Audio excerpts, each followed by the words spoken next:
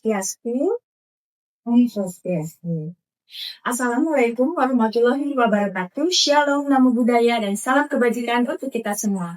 Halo guys, selamat datang di podcast Tika kami bersama saya Ida Ayu Laksmi dari Prodi Manajemen Ekonomi, dan tentunya bintang tamu kita saya Ida Ayu Madedewi Puspaningsih. Jadi di sini kita bakalan ngobrol santai-santai aja tentang apa sih dunia kecantikan dan perjalanan usaha salon. Nah, di sini nih kita sudah kedatangan bintang tamu yang spesial nih hari ini, orang inspiratif yang udah menempuh perjalanan usaha dari merintis sampai berdiri kokoh sampai saat ini. Wow, keren banget bukan? Langsung aja nih kita tanya-tanya kepada bintang tamu kita hari ini. Tapi Ibu, boleh saya bertanya gimana sih awal perjalanan membuka usaha salon?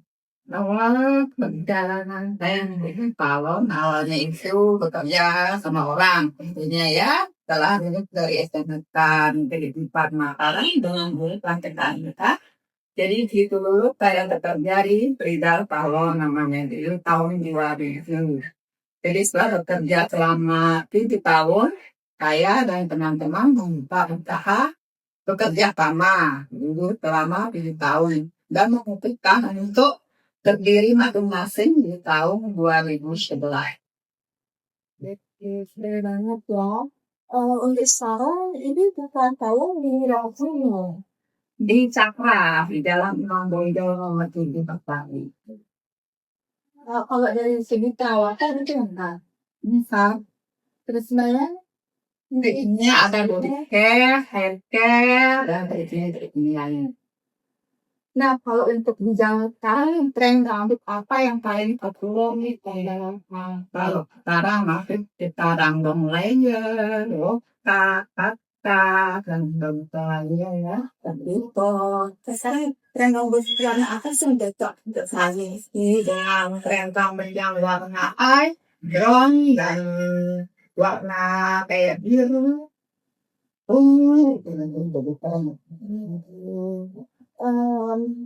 Gimana cara mempertahankan rambut kamu?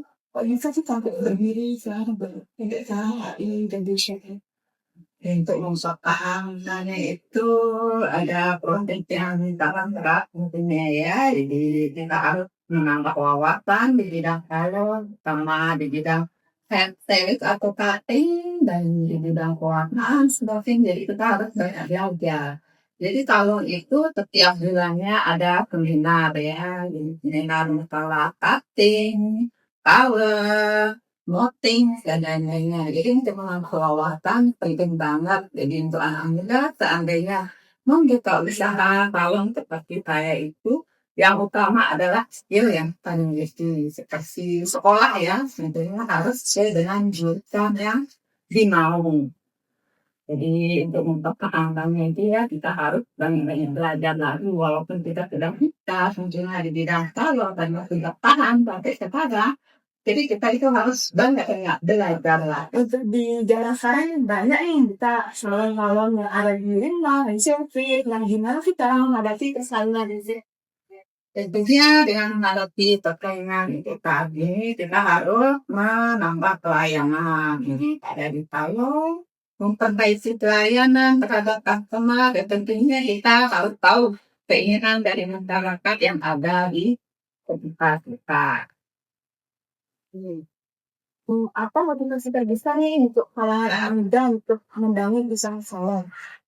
Motivasinya untuk anak muda yang mau membangun di bidang usaha salon, pertama ya sekolah dulu ya, sekolah di bidang kecantikan seperti kursus atau sekolah seperti saya tentang Empat Mataram mengambil jurusan kecantikan. Jadi lebih mudah untuk mendapatkan pekerjaan. Dari pekerja dulu kita mencari pengalaman yang banyak, ya kita 2 tahun atau 3 tahun, baru kita memberanikan diri untuk membuka usaha salon. Tentunya dibekali dengan keterampilan kita yang sudah benar-benar bisa di bidang yang akan kita buka usaha tersebut. Terus selama ini pernah nggak mengalami tantangan berat nih dalam membuka usaha salon sehingga bisa sampai mau ingin mengikuti salon? Selama berjalan sampai 14 tahun ini pernah banget ngalamin gimana sepertinya yang untuk usaha itu dengan tangan gerak hati waktu itu. Mau itu apa enggak karena pernah mengalami di mana saya pernah sakit ya. Sakit entah itu sakit secara medis sih nggak ada. Tapi secara kejiwaan mental yang saya hadapi berat. Jadi di mana pikiran dan hati saya itu nggak nyatu. Jadi kayak mau bekerja atau ke salon itu kayak orang yang takut. Takut dengar nama salon saya aja saya pernah merasa takut banget kayak orang depresi gitu. Jadi waktu itu sempat berpikir apa saya tutup usaha ini atau gimana. Tapi berpikir lagi kasihan pelanggan yang sudah selama ini datang ke salon selama belasan tahun harus saya tutup dan saya lihat ada anak-anak yang harus saya besarkan, yang harus saya sekolahkan sampai gimana saya merasa kayak mau gila ya waktu itu sempat ingin menyemangati diri bagaimana caranya supaya salon ini tetap bertahan untuk membiayai sekolah anak-anak. Maaf sampai Mungkin ada tisu, minta tolong. Untuk pesan pendengar bagi yang menonton para vegan yang mau usaha. Kira-kira. untuk pesan untuk anak muda atau anak muda di luar yang ingin membuka usaha salon, jadi jangan takut untuk membuka usaha. Contohnya seperti salon seperti saya, karena kalau kita tidak memulai, kita tidak akan tahu bagaimana kemampuan dari diri kita sendiri.